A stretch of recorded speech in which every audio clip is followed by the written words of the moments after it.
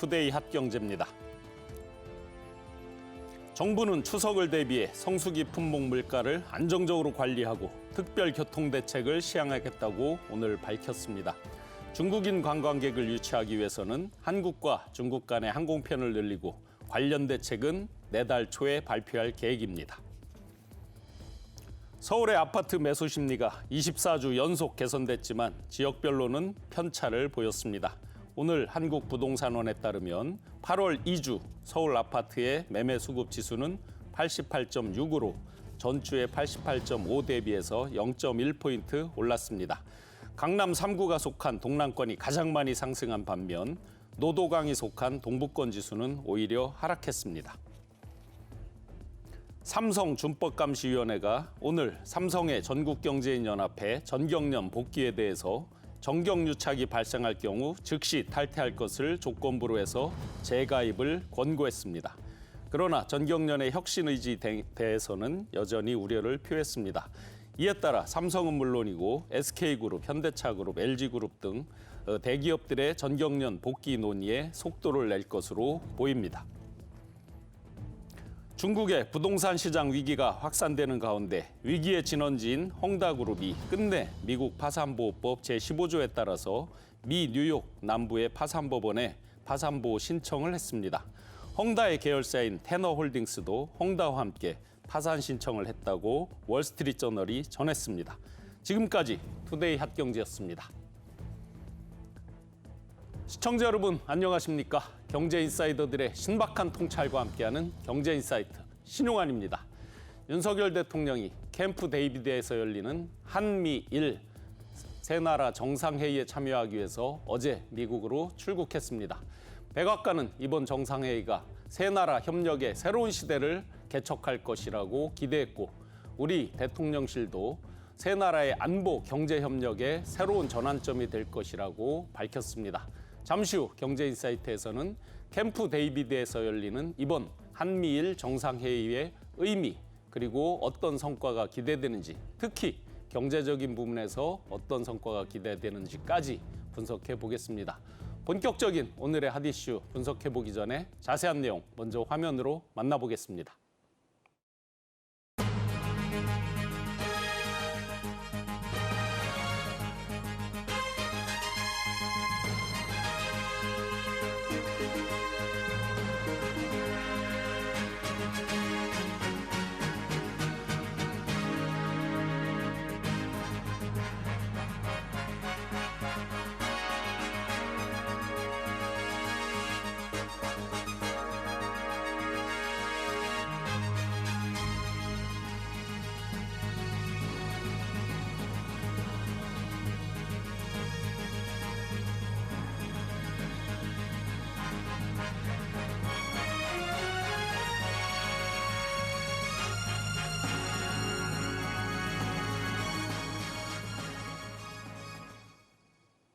한미일 정상회의에 대해서 함께 분석해 주실 전문가 두 분 소개해드리겠습니다. 민정훈 국립외교원 미주연구부 교수, 차두현 아산정책연구원 수석연구위원 함께합니다. 네, 어서 오세요. 네, 안녕하십니까? 네, 반갑습니다.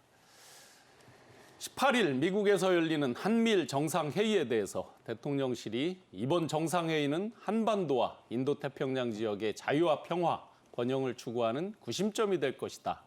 또 세계국 세 나라 안보 경제 협력의 역사가 8월 18일 이전과 이후로 나뉘게 될 것이다 라고 이렇게 자신 있게 밝혔는데요. 이번 한미일 정상회담의 정상회의의 그 의미에 대해서 한번 분석 부탁드립니다. 네, 일단 한미 양측 모두의 입장이 이번 회담을 계기로 이 삼국 협력의 수준이라든가 속도가 확연하게 달라질 것이다. 이걸 예고를 했는데요. 실질적으로 충분히 그런 동기가 삼국 모두 존재한다라고 볼 수 있습니다. 일단 미국의 경우에는 그동안 인도태평양 지역에서 이 양자 동맹뿐만 아니라 이게 아무래도 동맹 시너지 효과를 내는 데는 양자 동맹으로는 한계가 있기 때문에요. 동맹국들을 다양한 소다자 형태로 묶으려는 시도를 해왔는데 대표적인 것이 우리가 흔히 얘기하는 쿼드. 네. 다시 말해서 미국, 호주, 미국, 일본, 호주, 그다음에 인도의 쿼드. 네. 그리고 미국 그리고 영국 호주의 오커스 네. 이런 형태로 볼 수가 있겠는데요. 쿼드를 통해서 이 동남아시아와 서남아시아 지역 그리고 이 오커스를 통해서 주로 그 남태평양 지역이 이 커버가 된다면 그동안 빈 퍼즐로 남아있던 지역이 이제 지금 동북아 지역입니다. 이 지역에서 한미일의 안보 협력 관계, 그다음에 안보를 넘어선 포괄적 협력 관계가 만약에 제도화가 된다면 미국 입장에서는 상당한 그 전략적인 어떤 그 기회를 맞이하게 되는 것이고요. 네. 또 일본의 경우에도 우리 경우에도 지금 계속 올라가고 있는 계속 강화되고 있는 북핵 위협에 대해서 결국 이 억제력을 확보할 수 있는데 든든한 우군들을 또 한미 동맹에 더해서 확보하게 되는 것이고요. 일본의 경우에도 지역 안정 문제, 특히 이제 이 중국과의 영유권 분쟁이라든가, 그다음에 영유권 분쟁이 지금 지역인 조도 인근에 있는 대만 해협 문제에 있어서 이 든든한 우군들을 다시 말해서 이 함께할 협력자들을 확보한다는 점에서 의미를 지닙니다. 어떤 면에서 그동안 한미일 안보 협력은 오바마 행정부에서 피보트 아시아 중시 전략을 채택하게 한 이후로 거의 한 20년에 가까운 수건 사업이라고 볼 수가 있는데요. 이 수건 사업들 자체가 미국 입장에서도 이 한일 관계 개선이라는 약한 고리가 해결된 만큼 지금 속도를 좀 내보자 하는 의지가 작용을 했고 이것이 우리와 일본의 구상과도 맞아떨어진 결과라고 볼 수가 있겠죠. 네. 94년도 에이펙 정상회담 이후에 한미일 정상회담이 이제 12번째 이렇게 열리게 됐는데요. 이번에 특별히 오랜만에 그 캠프 데이비드에서 이제 개최가 되는데 아주 상징성이 있는 장소기도 하죠. 그 의미는 또 어떻게 보십니까? 그렇습니다. 캠프 데이비드가 이제 역사적으로 중요한 그 외교적인 결정을 내린 장소이기 때문에 그러한 평가를 받고 있고요.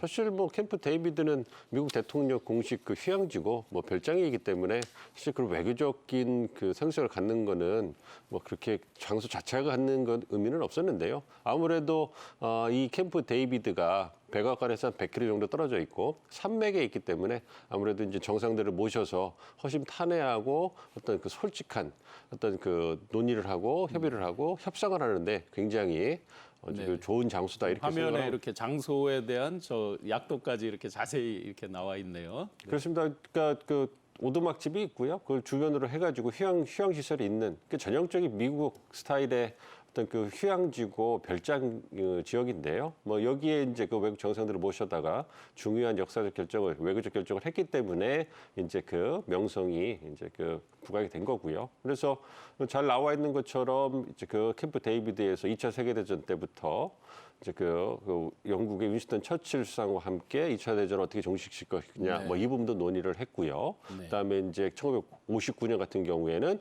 미소가 냉전 시기에 1950년대 중반에 이제 스탈린이 사망한 이후에 좀 이렇게 좀 냉전이 좀 이렇게 좀 그 누그러지는 이러한 대탕들까지는 아니었지만 그러한 좀 완화되는 시기가 있었거든요. 그때 이제 그 소련의 지도자를 모셔다가 이제 그 논의를 하면서 냉전이 끝나는 거 아니냐 이러한 화해 무드가 그 조성되는 데서 어떤 그 역할도 하기도 했고요. 그리고 무엇보다 중요한 건 1978년에 이제 그 중동 협정, 평화 협정을 이끌어낸 역사적인 장소거든요. 그래서 그 당시에 이스라엘과 이집트, 그러니까 양 진영의 맹주를 지미 카터 대통령이 초청해가지고 거기서 거의 열흘 동안 숙식을 하면서 허심탄회한 논의를 통해 가지고 평화 협정을 이끌어냈던 물론 그것이 뭐 크게 결과적으로 작동을 하진 않았습니다만 그런 부분에 있어서 굉장히 역사적인 부분이 있고요. 2000년대 들어서는 G8 정상회의 같이 중요한 회의를 오바마 대통령이 개최하면서 사진이 나와 있잖아요. 그러니까 그 넥타이 풀고서 정상들이 모여가지고 웃으면서 논의를 하는 원탁에서 이런 부분을 봤을 때 이게 정상들이 신뢰를 증진하면서 허심탄회한 그리고 좀 복잡하지만 허심탄회한 논의를 하는 데 있어서 굉장히 잘 활용되는 장소구나 이런 부분이 강조가 되는데 이런 장소가 이제 한미일 정상회의를 처음 개최하지 않습니까? 이게 양자회담도 아니고 이게 바이든 정부 들어서는 처음으로 초대를 하는 거죠. 2015년 이후에 이제 처음으로 이제 캠프 데이비드의 정상을 초청하는 거다 이렇게 얘기하는 거고 바이든 행정부 들어 처음이고요. 그러한 장소를 이제 한미일 정상회의를 처음 개최할 때 그 장소를 쓴다는 거는 미국 측으로는 굉장히 의미를 부여하는 거죠. 역사적으로 중요한 외교적 결정을 했던 장소에 한미일 정상이 모여서 이제 그 외교적 결정을 결정을 내리는 거기 때문에 그만큼 의미가 있는 것이고 이 얘기는 돌려서 얘기하면 여기서 나오는 결정은 굉장히 의미가 있고 그렇기 때문에 이게 지속성을 가져야 된다. 이게 삼국에 대해서 압박을 하는 그런 그 수단으로 쓸 수 있는 부분입니다. 네. 그렇기 때문에 어떤 외교적인 어떤 복합성을 갖고 있다 이렇게 말씀드릴 수 있겠습니다. 네. 이렇게 외국 정상이 캠프 데이비드를 방문하는 것이 2015년 이후에 8년 만입니다. 아울러 우리 한국 대통령이 방문한 것은 2008년 이명박 전 대통령 이후로 15년 만이기도 합니다. 미국 대통령의 별장 캠프 데이비드에서 열릴 한미일 정상회의를 앞두고 미 백악관은 이번 회의에서 세 나라의 실질적 장기 협력의 이니셔티브가 발표될 것이라고 예고를 했습니다. 안보뿐만 아니라 그 이상에 대한 논의를 강조하기도 한 거죠. 이제 본격적으로 이번 한미일 정상회담에서 주 의제 어떤 것들이 주로 논의될까요? 네, 일단은 이 캠프 데이비드 그 원칙, 그다음에 캠프 데이비드 정신 두 가지의 그 문건이 합의될 걸로 밝혀져 있는데요. 이게 뭐 굳이 두 개를 구별하지 않고 한번 의제들을 본다면 첫 번째가 이제 이 한미일 안보 협력이라는 것이 이제 계기성 모임이 아니라 제도화될 거다. 다시 말해서 정례화될 거라는 지금 약속을 할 것으로 전망이 되고 있고요. 두 번째는 그 한미일 그 3자 안보 협력의 그 범위가 단순히 이게 이 한미일이 지금 위치하고 있는 동북아뿐만 아니라 인도 태평양 지역 그리고 세계의 평화 안정을 위한 역할을 해나갈 거다. 그리고 협력 분야에서도 이 안보 분야가 위주가 되긴 하지만 그 외에 이제 포괄적인 협력들, 그 경제 안보 이슈라든가 그 다음에 AI라든가 아니면 사이버와 같은 과학기술 영역에 대한 문제 협력까지를 같이 포괄하게 될 걸로 생각이 되고요. 네. 그리고 또 하나 이제 이 예상이 되는 것이 결과적으로는 이것이 공동의 가치에 입각한 그 협력을 해나간다는 정신들도 또 표명이 될 것 같아요. 그러다 보면 이제 이런 이 원칙과 정신들에 따라서 그럼 현안 문제들을 어떻게 처리해 나갈 거냐. 네. 가령 이제 대표적인 게 이 우크라이나 전쟁에 대한 네. 이 대응 방안들. 그 다음에 이제 뭐 아무래도 우리의 이 주요 관심사이기도 하고 동시에 이 미국과 일본의 관심사이기도 한 북한 핵 문제에 대해서 아마 이게 가장 또 주요한 이슈 중에 하나가 될 겁니다. 어떻게 그 위협을 공동 대응할 거냐. 그리고 1단계로 특히 북한 핵 미사일 위협과 관련된 정보의 공유라든가 정보 공유 체계를 어떻게 구성해 나가고 군사적인 대비 태세 강화를 위한 공동의 훈련 같은 건 어떻게 운영을 해나갈 것이냐. 이 부분들이 논의가 될 걸로 될 걸로 생각을 하고요. 그리고 흔히 얘기하는 지금 첨단 과학기술 보호를 네. 위해서 한미일이 공동으로 취할 수 있는 조치들 이런 다양한 의제들이 지금 논의가 되고 있지 않을까 생각을 하고 제가 보기에는 아무래도 3자 정상회의의 그 시간이라는 게 제한이 될 수밖에 없거든요. 네. 그렇기 때문에 그 현안들에 대한 논의를 한다라고 해도 크게 큰 방향성만 논의가 되고 그 강론 부분들은 대부분 그 이후에 네. 고위급 회담이라든가 실무 회의를 통해서 또 협력 방안이 추가적으로 계속 개발이 되고 또 논의가 될 걸로 생각을 합니다. 이렇게 이제 중요한 시기, 민감한 시기에 또 중요한 부분들의 방향성을 논의하는 거다 보니까 일각에서는 네. 삼국의 이게 정상회의가 어떤 단순한 협의체냐 아니면 공동의 동맹체까지 가는 거냐라고 했을 때 동맹체는 아니다 이렇게 이제 일단 그렇죠. 답을 예, 예. 했는데 그 부분은 너무 어떻습니까? 나간 얘기들 같아요. 지금 왜냐하면 흔히 얘기하는 지금 군사 정보 관련해서 교환이라든가 아니면 공동 이제 훈련이라든가 연습에 지금 정례화를 얘기를 하다 보니까 이게 동맹으로 가는 게 아니냐 하는 얘기들이 있는데 아직은 제가 볼 때는 지금 지향하고 있는 바는 협의체라고 볼 수가 있고요. 협의체 또는 협력체까지는 될 수가 있겠지만 이걸 동맹으로 볼 때는 동맹으로 보기에는 한계가 있다고 볼 수가 있습니다. 물론 동맹을 정의하는 데는 여러 가지 기준이 있을 수가 있는데요. 우리가 가장 보통 이 결속이 아주 강하다라고 생각하는 동맹들, 나토나 한번 한미동맹 또는 한일동맹을 이 경우를 한번 생각을 해보면 이 두 가지 특징이 있어요. 네. 하나가 주둔입니다. 네. 결국은 동맹 공약을 보장하기 위해서 외국군이 주둔을 하게 됩니다. 지금 이 수준은 아니라는 거거든요. 예. 두 번째는 자기 영역 내에서 이루어지는 훈련들이에요. 한미연합훈련 우리 영내에서 하잖아요. 네네. 근데 그동안 뭐 한미일 그럼 공동훈련이 없었냐 그러면 있었거든요. 네네. 북한 미사일 궤적 탐지를 위한 이 공동훈련도 있었고요. 그 다음에 이제 대잠 훈련들, 대잠 초계 훈련들도 같이 했었단 말이에요. 이거 어디서 이루어졌냐면 대부분 공해상에서 했거든요. 그렇기 때문에 지금 군사 부분의 협력들이 일부 이루어진다라고 해서 이걸 동맹으로 해석하기에는 한계가 분명히 있고요. 네, 네. 여기에 대해서는 미국 측도 지금 일단은 선을 긋고 있죠. 이것이 지나치게 군사적인 분야의 협력만 강화돼서 지금 부각되는 것에 대해서도 조금은 지금 경계하는 눈치는 있습니다. 네, 네. 동맹까지는 아니다. 근데 이번에 이제 그 일반인 기준으로 보면 캠프 데이비드 원칙이다.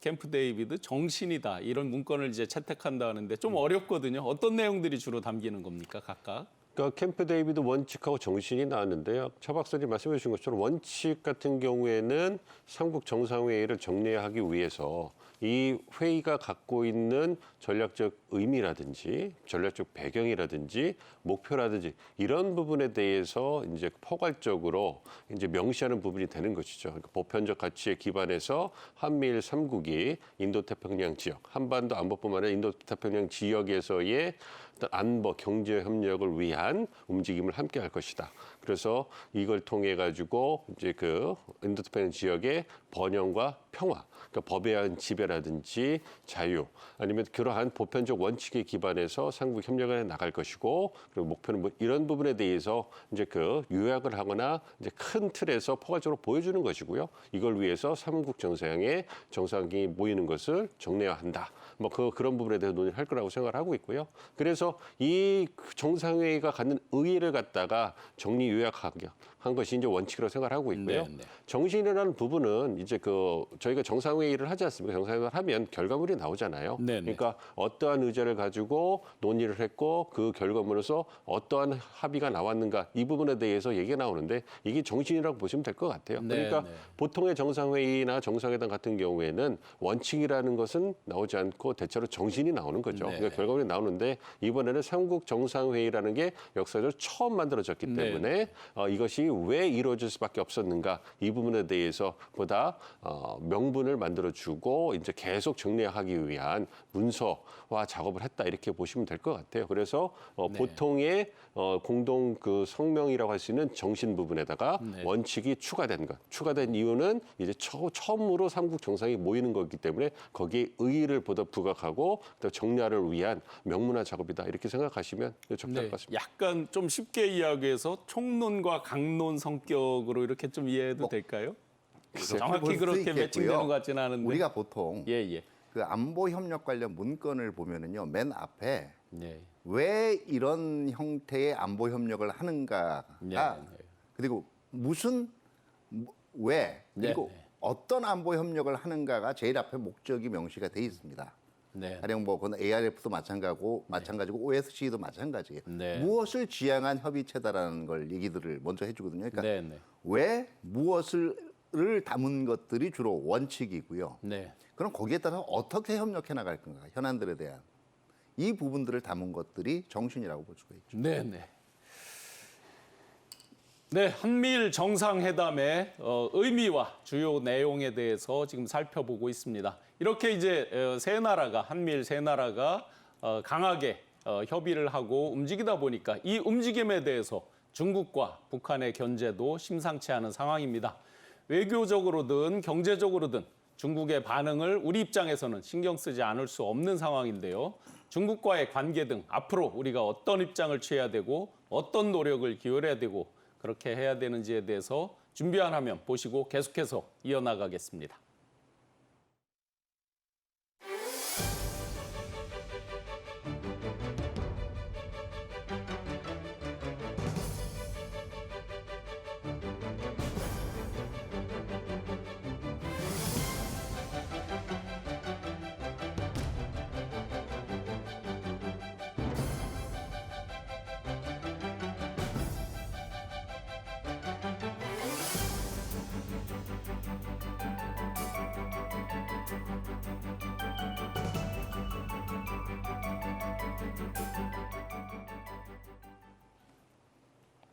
네, 이번에 이제 한미일 정상회담을 하면서 군사훈련도 정례화하고 정상회담도 정례화하겠다. 이렇게 이제 기본 입장을 밝히고 있는데 이에 대해서 중국에서는 동북아판 나토다 또는 미니 나토다. 이렇게 이제 많이 비판을 하고 있는데 박사님 어떻습니까? 과연 그렇게 동북아판 나토까지 비판을 받을 정도인가요? 어떤가요? 네. 네, 제가 볼 때는 중국 입장에서는 쿼드도 마찬가지고요, 오커스도 마찬가지고 비슷한 반응을 보였어요. 결국은 제가 이미 말씀을 드린 바와 같은 미국을 중심으로 한 인도 태평양 지역의 소다자 협력 문제가 부각이 될 때마다 그런 태동 움직임이 있을 때마다 중국은 항상 불편한 심기를 노출해 왔습니다.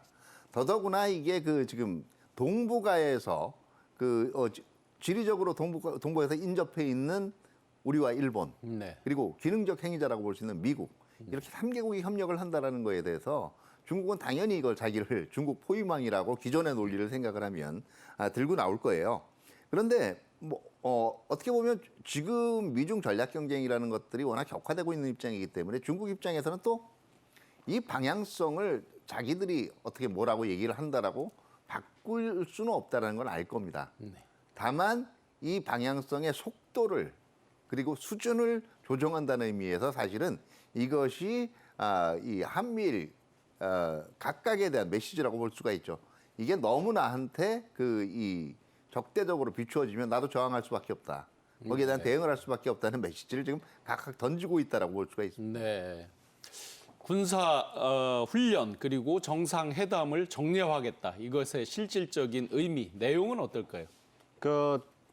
저희가 모두에 얘기한 것처럼 한미일 간의 군사 훈련이 없었던 건 아니에요. 네. 그렇지만 이렇게 비정례적인 거죠. 그러니까 비정례적이라는 얘기는 그러니까 한미 동맹 하에서 한국군과 미국군 간의 어떤 정례화된 훈련을 하고 있지 않습니까? 네. 그 얘기는 뭐냐면 일련의 스케줄을 가지고 이제 그거를 완전히 일정을 구체화하고 그다음에 반복적으로 지속을 갖는 거죠. 그러니까 차년, 내후년 어디서 할 거면 이런 부분에 대해서 이제 관계 부처가 계획을 세워가지고 같이 공유하고 거기에 이제 동의를 이끌어내고 계속 그 협력의 수준을 증대시켜 나간단 말이에요. 그러니까 한국과 미국 간에, 일본과 미국 간에 이러한 양자 동맹 사이에서는 그런 군사 훈련이 정례적으로 이제 정해진 시기에 어떤 정해진 훈련의 목표라든지 수준이라든지 범위 이런 게 다 정해져 가지고 같이 훈련을 계속 지속성을 가지고 해왔단 말이에요. 그렇지만 한미에는 그렇지 않은 경우거든요. 그러니까 북한의 핵이나 미사일 위협이 고조됐기 때문에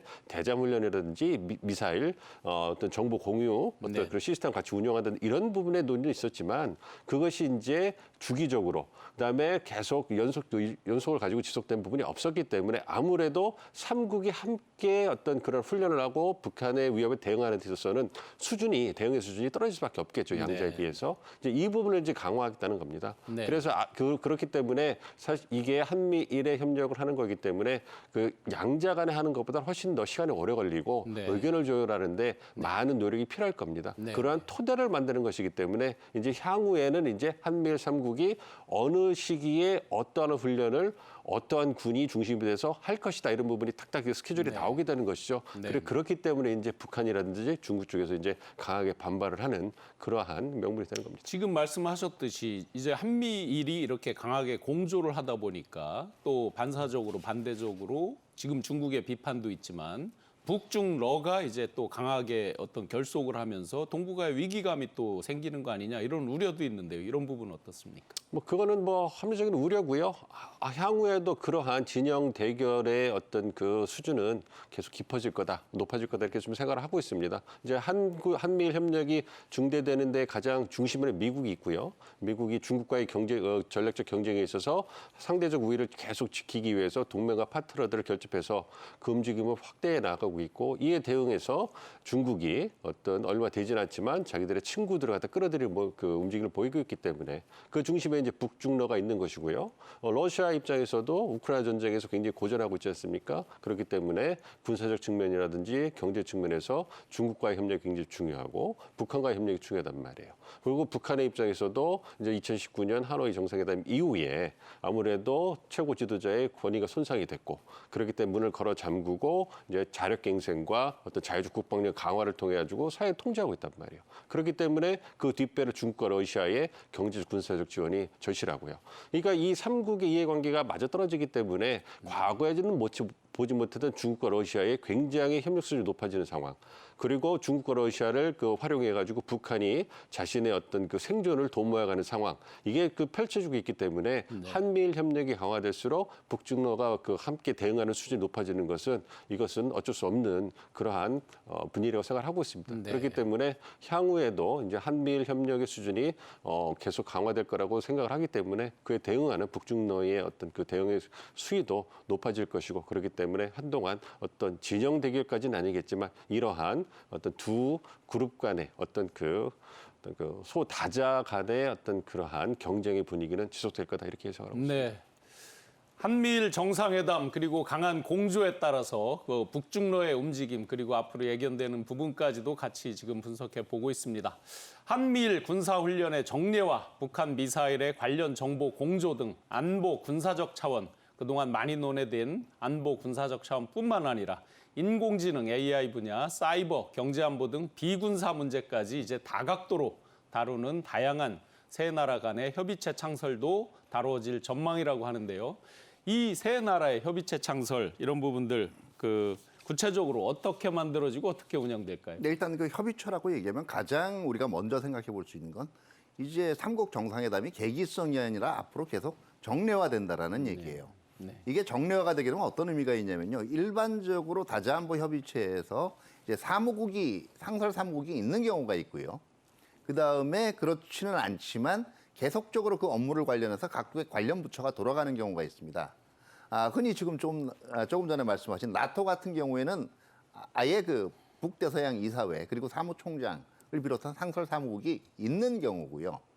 그 다음에 이제 유럽의 OSC 같은 경우에는 상설 사무국이 존재합니다. 다만 이제 이미 언급이 됐던 쿼드라든가 아니면은 이제 그 오커스 같은 경우는 정상회담이나 정상회의가 있는 형태거든요. 근데 이 정상회의가 정례화된다라는 게요. 왜 이 간헐적으로 열리는 계기성 회의하고는 또 구별이 되냐면 정상회의를 정례화하다 보면 이것을 지원하기 위한 유관 부처들, 가령 외교부처, 안보부처, 그다음에 국방부처들 같은 경우에서 이 부분에서 의제를 개발하고 그다음에 그다음 정상회의가 열리지 않는 기간 동안에 그 합의된 사항들의 의제를 조율하는 기능이 하나가 추가가 되게 됩니다. 이게 매번 그때 나오는 현안들을 처리하는 것보다 결과적으로는 각 국들이 자기네 내부에서 사무처를 하나 가지고 있는 거나 마찬가지예요. 이렇게 되면은요. 평소에 지금 이 가끔 만나서 얘기를 하는 것보다 훨씬 이 조율의 수준이라든가 속도가 강화됐습니다. 다시 말해 같은 사안에 대해서도 더 빨리 방향을 결정할 수가 있고요. 또 더 쉽게 의견 차이라든가 아니면 이견을 조율할 수 있는 여지가 있는 거죠. 다시 말해서 여기에는 협의체 창설이라는 건 일단 제가 볼 땐 정상회의가 지금 뭐 예상해 볼 건 정례화될 것이고요. 그러면 이 정상회의를 전후해서 또 의제를 조율하고 하기 위한 그다음 우리가 흔히 얘기해 볼 수 있는 지금 안보 분야들이 있으니까 일단 외교 국방 장관 2+2+2 회동 같은 것들을 또 예상해 볼 수가 있고요.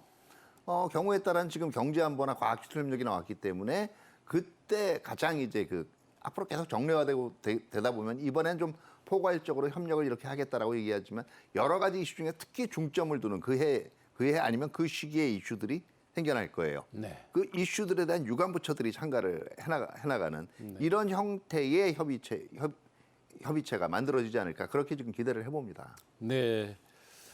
이렇게 이제 한미일 정상회의는 외교, 안보, 국방에 있어서의 의미뿐만 아니라 우리가 또 크게 기대되는 것이 있죠. 바로 경제 분야입니다. 경제 분야의 성과 예상되는 것에 대해서 조금 전에 최상목 용산 대통령실 경제수석의 경제 분야 예상 성과에 대한 브리핑이 있었습니다. 브리핑 내용 보고 계속 이어가겠습니다. 이번 한미일 정상회의의 의미를 어떤 경제적인 측면에서 평가를 해보면 공급망과 금융 안정, 그다음 첨단 기술 변화의 가속화 등 글로벌 경제 안보의 새로운 도전 과제에 한미일 3국이 효과적으로 대응하기 위하여 지금까지의 단선적인 양자 간 협력 관계를 안정적으로 업그레이드한 한미일 삼각 협력의 새로운 출발을 공식화한다는 데 있다고 생각합니다. 이러한 측면에서 이번 정상회의 경제 분야 키워드를 세 가지로 말씀드리면 첫 번째는 공급망 연대 구축입니다. 두 번째는 미래 핵심 신흥기술 선도입니다. 세 번째는 금융 안정 협력입니다. 네, 이렇게 경제 부문에 대해서 기대되는 바에 대해서 브리핑이 있었는데요. 경제와 첨단 기술 그리고 기후변화 등 글로벌 이슈에도 공동 대응할 큰 밑그림을 그릴 것으로 예상됩니다. 최근 바이든 행정부가 중국의 첨단 반도체라든지 AI 인공지능, 퀀텀 양자 컴퓨터 등의 첨단 기술에 대해서도 그런 자본 투자 통제 이런 것들을 배경으로 이런 분야에 대해서 새로운 어떤 전장으로 경쟁의 장으로 골랐다는 분석이 있습니다. 바이든 대통령이 중국이 만약에 첨단 반도체와 AI 양자 컴퓨팅 기술 부문에서 경쟁력을 확보하는 것은 경제를 넘어서 안보적 위협을 초래한다라고까지 이야기를 했었습니다. 그래서 이번 한미일 정상회의에서 이와 관련된 첨단 기술과 관련된 세 나라의 협의가 있을 예정인데 과연 이런 첨단 기술에 대한 논의 어떤 것들이 어떻게 이루어질까요? 네, 지금 아마 주 안점이 될 부분들이 첨단 반도체, 그다음에 인공지능, 그다음에 양자 컴퓨팅, 그다음에 제가 볼 때는 우주 분야 이런 첨단 기술들에 대한 협력 방안이 논의가 이루어질 겁니다. 이 첨단 기술에 대한 협력 방안이 논의가 된다라는 건 일단은 공동의 연구 개발도 얘기가 되겠지만 그거보다는 가장 시급한 현안이 기술 도용이라든가 기술 유출을 방지하는 문제거든요. 그럼 자연스럽게 연결될 수 있는 것이 수출이라든가 투자 통제 문제들이 네. 이걸 어기는 이런 규범을 어기는 쪽에 대한 투자 통제 문제들이 논의가 될 수가 있을 거고요. 수출이나 투자 통제가 논의가 되면 결국 이거는 공급망 재편이랑 연결이 될 수밖에 없습니다. 이런 부분들에 대해서 일단은 수출, 그다음에 투자, 그다음에 공급망 문제에서 지금 일단은 한정이 되게 되지만 결국은 미래 성장 동력에 대해서 표준화의 기준을 누가 갖냐 하는 거에 대해서도 이제 경쟁이 이루어지게 될 건데요. 만약에 한미일이 여기에 대해서 일종의 기술 표준 같은 걸 확립을 할 수 있다면 사실 누가 만든 기술 표준의 후순위로 진입을 하게 되면요. 이미 만들어진 표준에 맞춰가는 비용의 문제가 엄청나게 발생을 합니다. 근데 이거를 지금 미래의 첨단 기술, 과학기술과 관련된 표준을 공동으로 지금 정립을 하고 이것이 앞으로 세계 표준으로 될 수 있다면 우리 입장에서 상당한 비용 절감을 기대를 할 수가 있는 거고요. 이건 기업 활동에 있어서 상당히 메리트가 될 수 있는 거죠. 네. 지금 차 박사님도 말씀 주셨는데 공급망 강화, 그야말로 이제 경제와 협력에 있어서의 최고는 제휴일 텐데 반도체라든지 핵심 광물 이런 것들에 대한 공급망 제휴, 강화 이런 부분 어떻게 기대되십니까? 아무래도 이제 삼국이 갖고 있는 첨단 기술 핵심 분야에서의 이해관계가 공감대가 형성된 부분이 많이 있죠. 그러니까 미국이 갖고 있는 원천 기술의 힘, 한국이 갖고 있는 최첨단 제조 기술의 힘, 일본이 소재 부품, 장비 부분에서 갖고 있는 어떤 역량, 이런 부분이 함께 공유되고 함께 협력이 이루어졌을 때 갖게 되는 시너지 효과가 큽니다. 그래서 그런 부분에서 이제 삼국 모두 기대를 하고 이제 미래 성장 동력에 있어서 어떤 각국의 경제적 이익을 담보하기 위한 그런 움직임을 본격화하고 있는 거고요.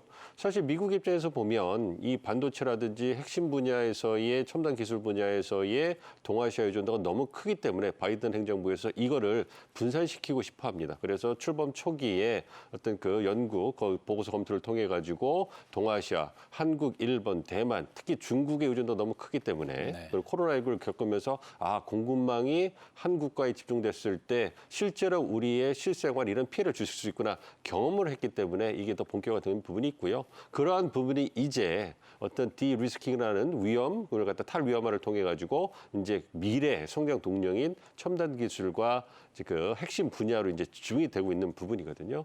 그렇기 때문에 미국 입장에서는 어쨌든 안정적인 공급망 재편을 통해 가지고 이제 핵심 분야, 첨단 기술 분야에서 자국의 이익을 지키려고 할 겁니다. 그걸 위해서 가장 미국이 원하는 건 뭐냐면 모든 안정적인 어느 정도 60%, 70% 정도의 공급, 핵심이란 첨단 기술에서의 공급을 미국 내로 끌어들이거나 아니면 미국, 캐나다, 멕시코 같은 그러한 지역의 경제군에 끌어들이고 싶어 하는 거예요.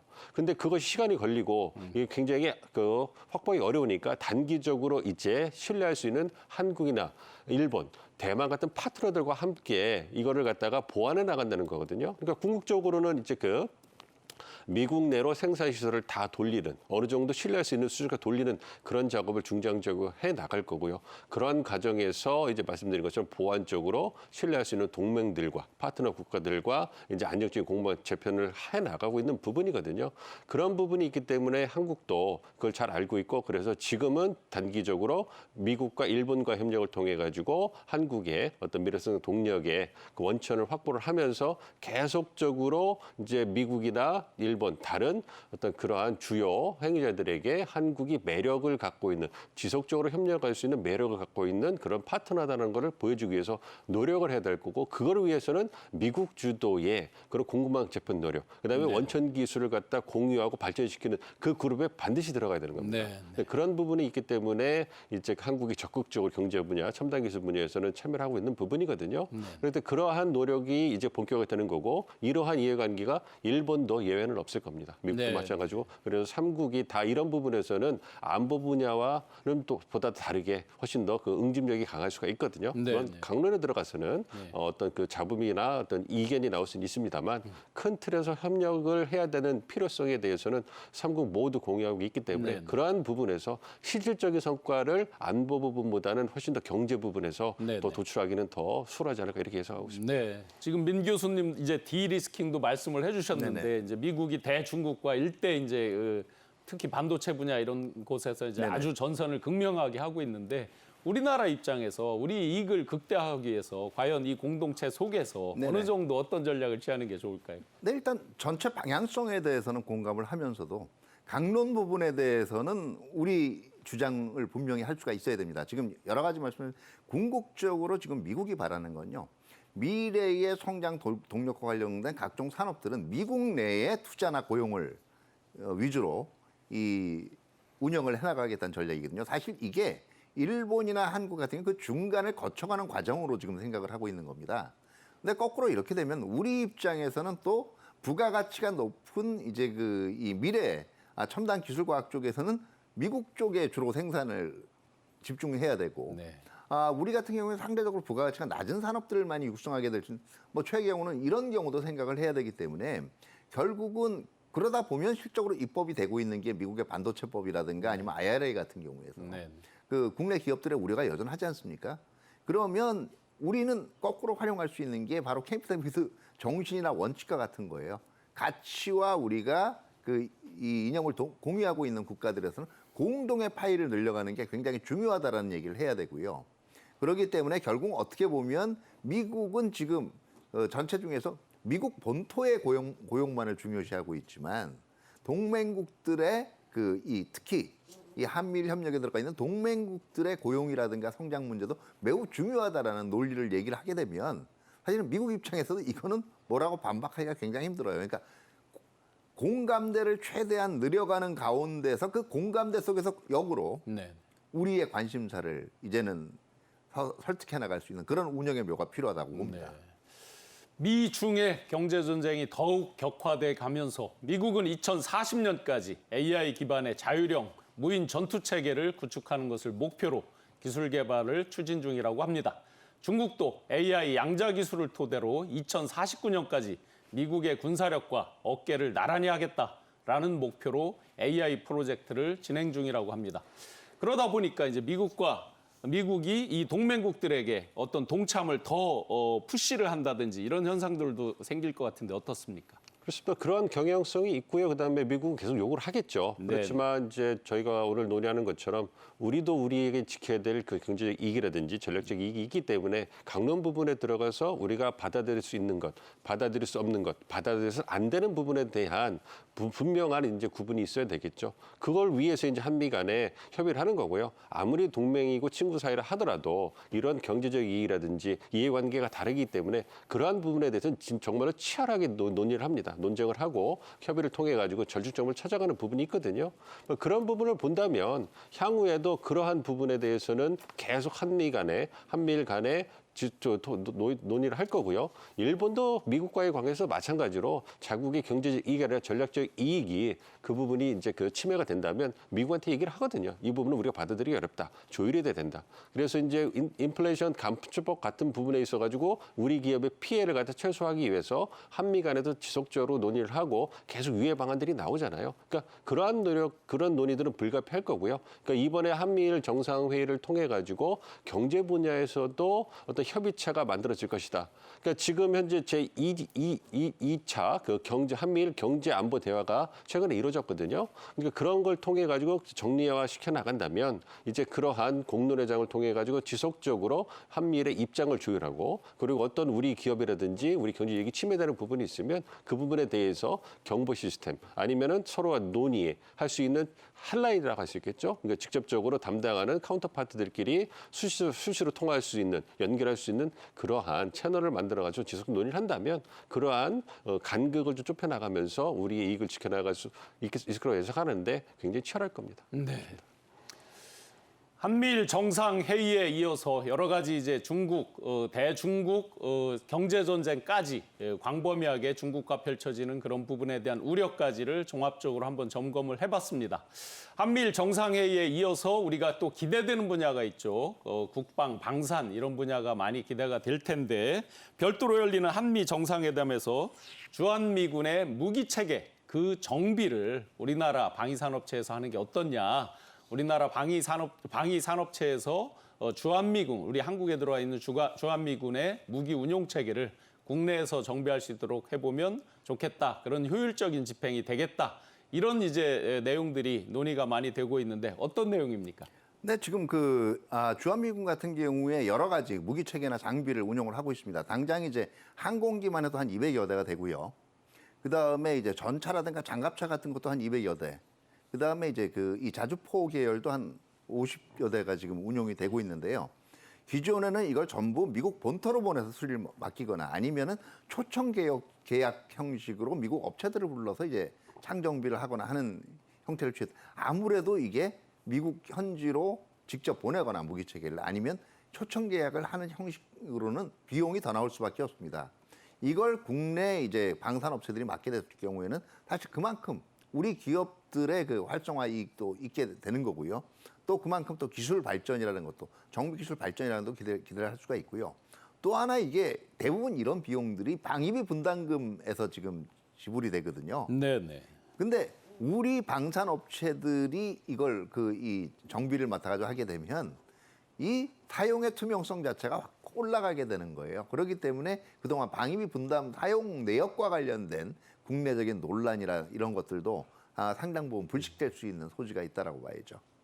기존에 합의된 이런 방위비 분담금은 이렇게 있는데 중간에 이제 동결된 적도 있고 한데 여러 가지 이제 과연 실질적으로 그런 거에 대한 혜택이 대한민국 방산업체 이런 데 별로 돌아오지 않는다. 이런 이제 불신들이 있었는데 그렇죠. 네네. 이런 부분까지 이제 같이 불식이 되는 거고. 네네. 그럼 우리나라 방산 많은 업체들이 있잖아요. 네네. 기대되는 효과는 굉장히 크겠네요. 그렇죠. 아무래도 저렇게 창정비를 위주로 하다 보면 이거 자체가요. 단순한 금전적 이익뿐만 아니라 이 정비 노하우의 축적이라든가 아니면 기술 발전에 상당 부분 도움이 될 수밖에 없는 거고요. 그 차원에서 이 처음에는 정비로부터 대부분 국가들 간의 어떤 이 무기체계 협력이 강화되는 게 이런 정비 기능에서 시작해서 그다음에 공동 설계, 연구, 개발 단계까지 갈 수가 있거든요. 그러니까 지금 흔히 얘기하는 미일 같은 경우에는 무기 체계 공동 연구 개발의 단계도 있잖아요. 우리도 이걸 시작으로 해서 그런 단계로의 도약을 한번 모색을 해봐야죠. 네. 1박 4일 동안 열리는 한미일 정상회담 그야말로 숨가쁘게 열리는데요. 그만큼 많은 의제들을 짧은 시간 내에 중요하게 논의를 하고 있습니다. 저희도 그에 대해서 어떤 외교 안보적인 성과 그리고 경제적인 기대 효과까지 전반적으로 분석을 하고 있는데요. 이번 이제 정상회담에서 실질적으로 거둘 어떤 성과, 외교 안보적 성과라든지 또 경제적으로 기대되는 성과, 종합적으로 마무리 말씀 한번 부탁드리겠습니다. 예, 이번 한미일 정상회의가 처음으로 열리는데요. 가장 중요한 성과물이라는 것은 정상회의를 삼국 정상회의를 정례화하는 겁니다. 그래서 매년 정상들이 만나셔서 다양한 안보, 경제 의제를 논의할 수 있고 정상 수준에 논의된다는 것은 그 결정 자체가 정책적 파급이 굉장히 큰 거거든요. 그렇기 때문에 그 관료라든지 유관 부처에서 계속 신경을 쓰고 업데이트를 하고 뭔가 의제를 발굴해 나가야지만 되는 부분이 있거든요. 그게 VIP 행사이기 때문에 그런 부분에서 굉장히 의미가 있고요. 그래서 정례를 통해 가지고 안보 경제 분야에서 상북 협력이 이제 좀 증대될 수 있을 것이라 생각을 하고 있고 안보 분야에서는 이제 북한의 군사 위협에 대응하는 부분에 있어서 한미일이 협력을 강화해 나가면서 우리에게도 플러스되는 부분이 있을 겁니다. 그래서 그런 부분에서 이제 북한의 위협에 대응하기 위해서 미국이 갖고 있는 정보 시스템이라든지 일본의 시스템 그리고 군사 운영에 있어서의 어떤 그 상호 운영성을 갖다가 증대하는 부분이라든지 그런 부분에 있어 가지고 우리 군이 얻게 되는 혜택도 있을 것이고요. 그리고 이제 사이버 안보를 통해 가지고 우리에게 좀 미흡한 분야인 이 부분에서의 역량을 키워나가는 중요한 토대가 되고 우리의 예산이 막대한 예산에 투자될 수 있는 그런 계기가 될 수 있습니다. 그래서 우리 군의 어떤 사이버 안보라든지 유관부처의 역량을 범정부적인 차원에서 발전시켜 가지고 이 분야에서도 우리가 또 강점을 만들어낼 수 있는 그러한 토대가 될 수도 있는 것이고요. 경제안보 분야에서는 오늘 논의한 것처럼 첨단 기술 분야가 미래의 먹거리인데요. 이 부분에서 우리가 어떻게 미래 성장 동력을 굉장히 그 주요 국가라고 있는 미국과 일본 그리고 이런 한미일 협력을 통해 가지고 전 세계에 던지는 메시지가 굉장히 크지 않습니까? 그러니까 첨단 기술과 핵심 분야에서 그 주요 국가 한미일이 협력을 한다면 많은 그 주요 행위자들이 얼마나 여기에 다 참여하고 우리와 협력을 증대시키고 싶어 하겠어요. 그렇기 때문에 이러한 경제협의체에서의 논의를 토대로 해가지고 전 세계의 어떤 그 주요 행위자들과의 경제 행위자들과의 어떤 협력을 증대할 수 있는 굉장히 중요한 모멘텀이 마련되는 것이거든요. 그러니까 그러한 토대를 놓는 작업을 하는 것이 이번 정상회의다. 그래서 구체적인 하나하나의 강론은 나오지 않겠지만 큰 틀에서 정상에서 합의를 해주시고 유관부처에서 하나하나 의제를 계속 실무적으로 발굴하고 그다음에 이제 그 구체화시켜 나가면 이 부분에서 우리가 얻게 되는 경제적 이익이라든지 안보 분야에서 전략적 이런 부분은 굉장히 큰 열매로 돌아올 것이다 이렇게 예상을 하고 있습니다. 네. 한미일 정상회의뿐만 아니라 한미 또 한일 정상회의까지 이렇게 돼 있는데 마지막으로 우리가 얻는 경제적 성과, 외교 안보적 성과 종합 정리 한번 부탁드리겠습니다. 네. 뭐 경제적으로는 일단은 미래 첨단 산업에 대한 이 하나의 그 우군을 확보를 하는 거고요. 안보 분야에서 북핵 위협에 대한 그 아주 효과적인 이제는 억제 방안들을 강화시켜 나갈 수가 있을 걸로 기대가 됩니다. 저는 그 이상으로 생각하는 게 상징성이에요.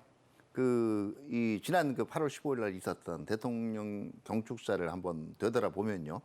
우리의 이 광복 이후의 역사를 자유민주주의 체제를 이 수호하고 또 발전시키기 위한 역사를 규정하고 있습니다. 동북아시아 내에서 자유민주주의 체제 그리고 그다음에 인권 법치와 같은 가치를 공유하는 국가가 이제 바로 미국하고 일본이었고요. 이런 국가들 간의 공유는 어떻게 보면 한국이 지켜온 지난 이 70여 년의 정체성이 앞으로도 계속 유지 발전돼 나갈 수 있는 그리고 그것을 지원해주고 지지해줄 수 있는 그런 친구들을 확보했다라는 점에서 무엇보다 큰 의미가 있다고 볼 수가 있겠습니다. 네. 캠프 데이비드에서 바이든 정부 들어서 처음으로 열리는 한미일 정상회의 그 의미 또 기대되는 성과에 대해서 종합적으로 분석을 해봤습니다. 오늘 함께 분석해 주신 두 분 말씀 감사합니다. 네, 고맙습니다. 감사합니다. 고맙습니다. 한미일 정상회의를 통해서 커다란 외교안보 그리고 경제적 성과까지 잘 얻는 그런 계기가 되기를 기대하면서 경제인사이트 오늘 준비한 소식 여기까지입니다. 다음 이 시간 경제인사이트에서는 이번 한미일 정상회의 성과 또 앞으로의 과제에 대해서 또 회담 이후에 자세하게 심층적으로 분석해 보도록 하겠습니다. 오늘도 함께해 주신 시청자 여러분 고맙습니다.